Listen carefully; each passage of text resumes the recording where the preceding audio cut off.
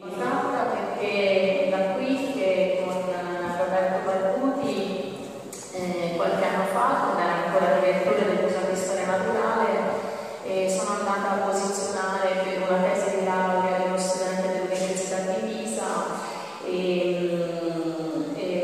siamo andati a cercare le lamprede e quindi poi le abbiamo trovate purtroppo, però ho voluto mettere questa foto proprio perché, come già accennato ampiamente da Daniele, abbiamo il problema degli sbarramenti dei fiumi e in particolare per le specie migratrici. Le minacce sono state queste già descritte, quindi abbiamo oltre agli sbarramenti, l'inquinamento e le specie alloctone e quindi vado avanti. La situazione delle lamprede, anche questa è stata ben evidenziata, quindi abbiamo purtroppo specie anadrome migratrici che risalgono i fiumi per la riproduzione e quindi si ritrovano, no, con il tratto fluviale bloccato. Quindi la lampreda di mare e la lampreda di fiume sono in pericolo critico di estinzione secondo queste liste rosse e in particolare, come già accennato da Daniele, abbiamo questa situazione: la lampreda di fiume è praticamente stata considerata estinta in Italia e in Svizzera dall'ultima liste rosse aggiornata al 2022, quindi la situazione è probabile di estinzione, perlomeno per quanto riguarda gli stock riproduttivi. Veniamo alla cheppia. La cheppia a livello globale è considerata a rischio minimo, quindi a livello globale, non soltanto quindi italiano. E questa specie è una specie appunto migratrice, anadroma, cioè significa che vive in mare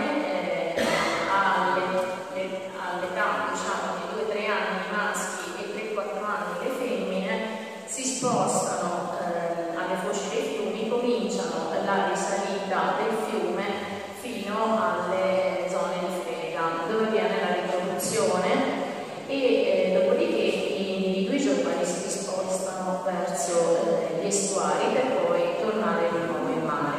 In letteratura la taglia di prima maturità è di circa 32,5 cm, quindi quelli dati che ho trovato. Cosa succede? Come già detto, dall'aggiornamento delle liste rosse abbiamo una situazione veramente critica in Italia, quindi questa è la situazione italiana. La specie è considerata in pericolo di estinzione e le popolazioni sono veramente in declino, quindi rispetto alle presenze storiche la maggior parte degli stock riproduttivi sono estinti, soprattutto a causa appunto degli sbarramenti. Questa cartina mostra una distribuzione della cheppia del 2013 dal rapporto nazionale di ambiente della direttiva Habitat. Cos'è la direttiva Habitat? È praticamente siccome la specie, la cheppia è inserita in vari protocolli di protezione, quindi delle specie minacciate dalla Convenzione di Barcellona alla Convenzione di Berna, e poi tutte le specie del genere cosa sono nella direttiva Habitat. Che cos'è? Appunto, è già stato accennato anche dalla professoressa Maggi, è un trattato, un protocollo che dovrebbe salvaguardare la biodiversità delle specie, quindi sia fauna che flora, in particolare conservando gli habitat naturali.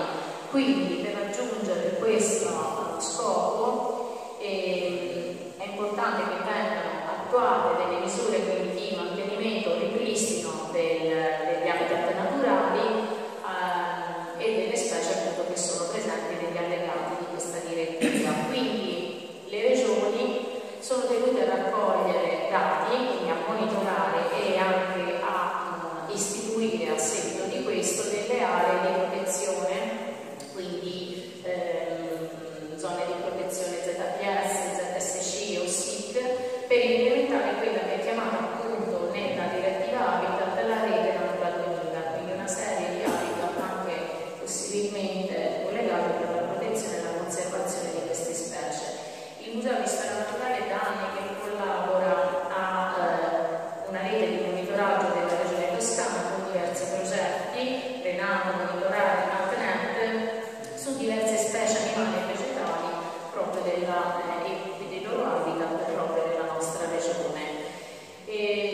banca dati della Regione Toscana ci ha fornito delle informazioni relative proprio alla presenza della chebbia in mare, visto che vengono attuati periodicamente dei campionamenti, quindi ci sono ad opera di ARPAT e del Centro Interuniversitario di Biologia Marina di Livorno.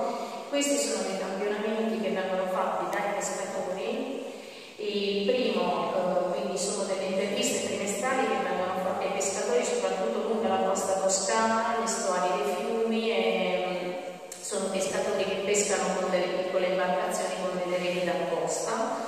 E l'altro è invece il programma MENIZ, che è un programma che fa parte del framework europeo, di cui accennava appunto questa mani la professoressa Maggi, e sono quindi soprattutto è pesca allo strascico. I dati raccolti hanno fornito, per quanto riguarda la chebbia, negli ultimi 10 anni, in realtà nella cartina mancano i dati del 2022-2023, però esistono, quindi non sono ancora stati inseriti nella mappa, e sono stati raccolti 40 esemplari, quindi pescati 40 esemplari di chebbia, sia da strascico che da rete da costa. La taglia massima vedete che è di 55,5 cm, quindi siamo proprio ai massimi per la specie, con un peso di 1,7 grammi, e poi una taglia minima di 20,5 cm per un peso di 600 grammi. La distribuzione quindi prevalentemente costiera o comunque nella foce dei fiumi e zone limitrofe.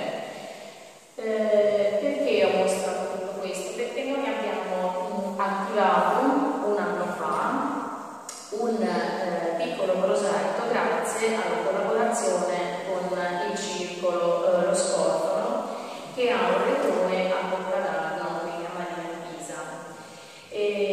Questo circolo è molto attivo, quindi svolge pesca tutto l'anno, e grazie a questa collaborazione siamo riusciti quindi ad attivare un monitoraggio, quindi una raccolta dati su questa specie, in collaborazione sia con ARPAT, quindi con la Regione Toscana, alla quale forniamo i nostri dati, e anche con il Dipartimento di Biologia dell'Università di Pisa per la raccolta di campioni di tessuto che verranno utilizzati per le analisi genetiche.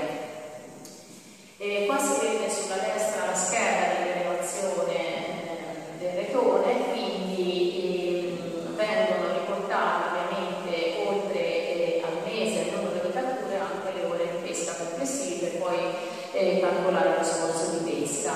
Vediamo che per ogni esemplare viene annotato, quindi riportato un codice, la lunghezza che viene misurata, perché la chebbia è anche un pesce abbastanza delicato, quindi appena pescato viene messo in una piccola vaschetta che è stata predisposta con questa scala graduata, in modo da avere con una foto già un'idea della lunghezza, e poi prima della liberazione viene prelevato un campione dalla pinna anale che viene posto in una provetta con alcol e poi messo in congelatore per l'utilizzo poi appunto da parte del Dipartimento di Biologia.